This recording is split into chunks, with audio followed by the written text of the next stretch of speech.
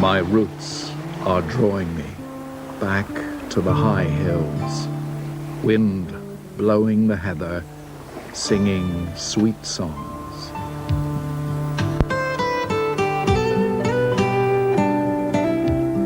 It's a strange business how many people within daily sight of the Arran Massif have never crossed the dozen miles of sea to visit her spectacular shores. And yet, a first trip to the great vista of Brodick Bay and its big house casts an inexorable spell over the unsuspecting traveler. He will return again and again, and so will his children.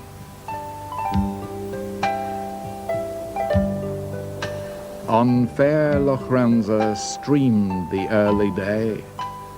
Thin wreaths of cottage smoke are upward curled from the lone hamlet, which her inland bay and circling mountains sever from the world.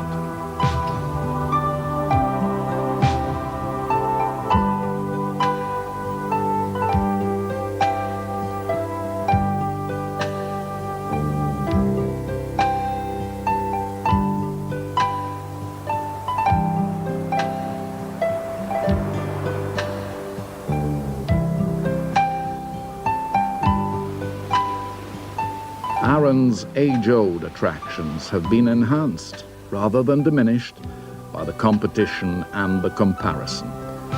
And the village has come to mean much more than a holiday home.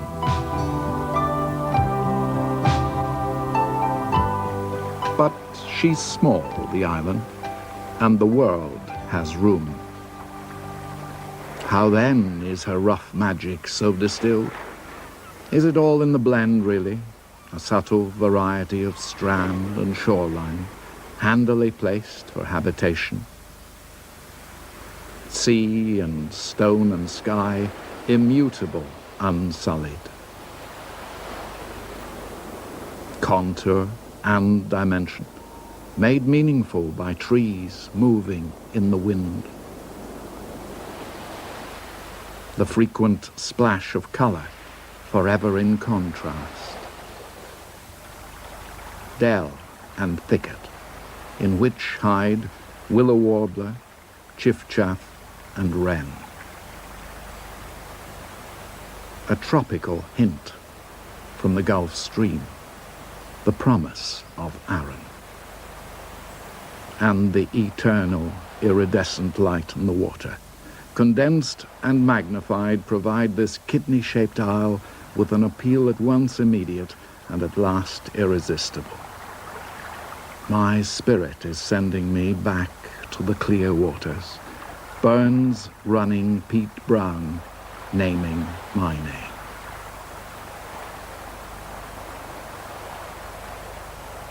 There is no name more famous in Scottish history than that of Robert Bruce, whose ancestral lands in Carrick looked out to Arran, an island in which he undoubtedly passed some time during the momentous Wars of Independence. Whether or not he spent several days and nights in the Spartan surroundings of his eponymous retreat is less certain.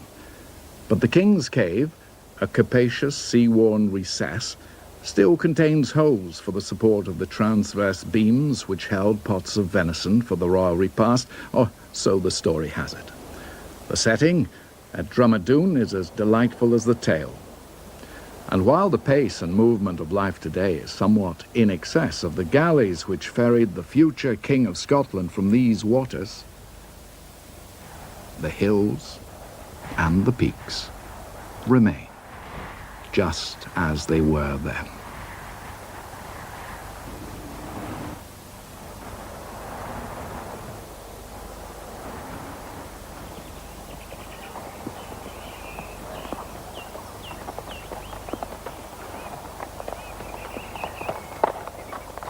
Rather more akin to the stately progress of the royal galley is the pony trek, in which respect the island is generously endowed with its 5 centres.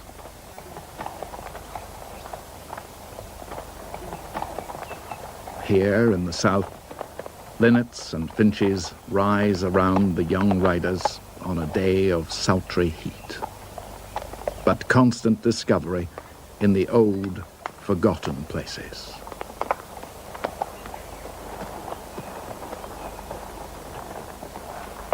And when the Durrell is done, the Linns sang still, and the rushes at the tails of the pools sing an oory sang that souchs o'er the broken sill, and the hearth stain smoored in a flare o' ling, in a house that was hale when sheep timed the clachans. The wind frae the ballach souchs in the bent ash, and gulls wail our carrion in the breckens, and the lambs of the driven yows girton and fash. Gently climbing against the slope, which provides yet another breathtaking panorama, the members of the trek, preoccupied with their own thoughts, encounter neither shortage of bracken nor indeed lack of midsummer lushness of verdure as they prepare to accost the inevitable Arran burn. Picking and plashing, the hill pony will not be rushed in such a crossing, but the degree of difficulty is somewhat comfortably exceeded by the undeniable quality of equestrian elegance.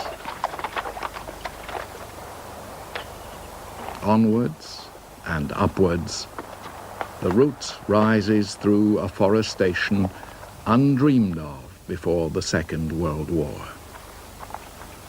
Such may be the price of progress.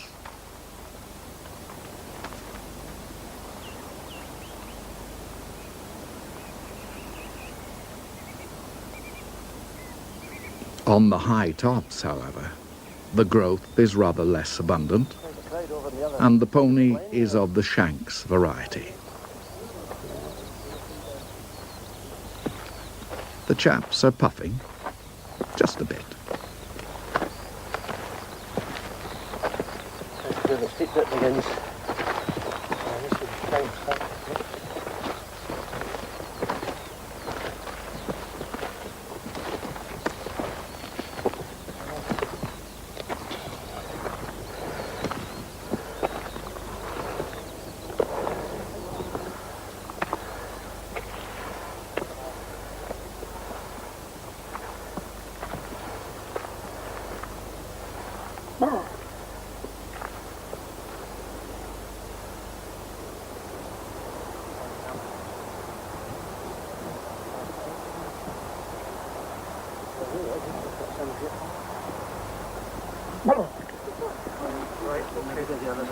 A hand if they need it.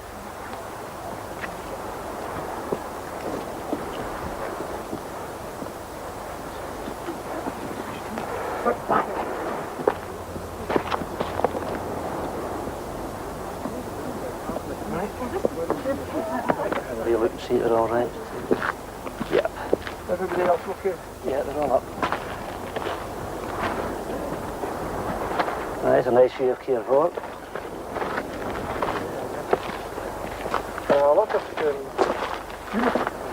Yes. Yes. Beautiful just now. Nice at this time of year. With the fresh growth just beginning to mature a bit.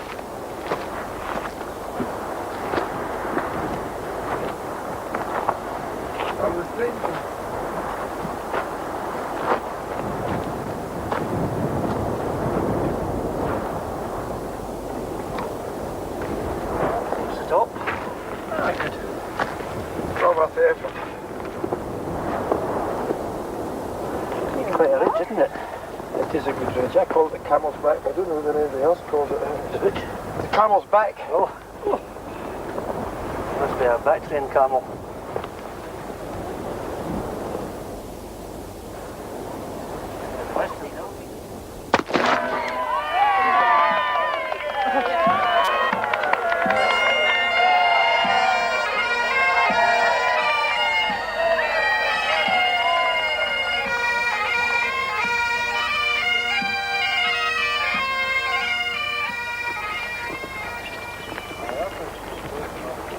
Yes, 'twas ever thus, at the hill race in May, the fit and the fast, the great and the good, the phlegmatic and the 40, travelling hopefully better than arriving. The pinnacle awaits, the views extend, and the Mecca, to which all save a few will bow, remains.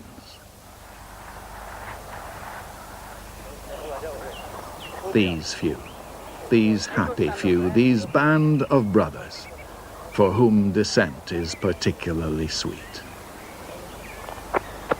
Goatfell is conquered. Beneath the mountain, the exquisite gardens of Brodick Castle are quite literally a national treasure. Their brilliant sculptured appeal, however, is that of the architect.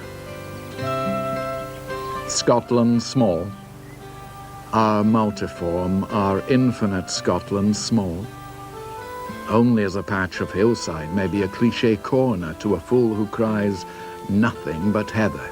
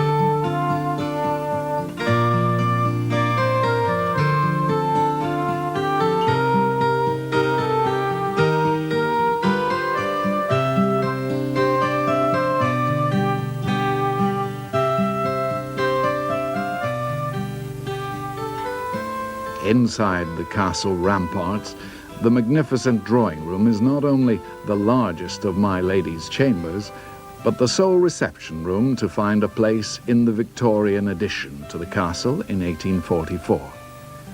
The great domestic craftsmen of classical Europe, Japan and China are well represented here, while paintings by Gainsborough, Watteau and Naismith find favour on the walls. Needless to say, the opulence of the setting and its splendid, stylish sophistication speaks across the years to its many cosmopolitan clients of today.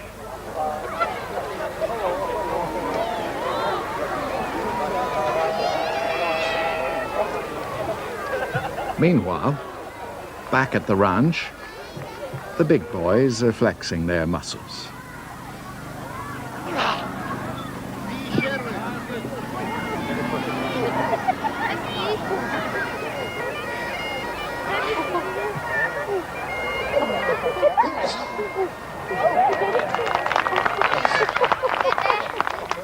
Like father, like son. 1, 2, 3.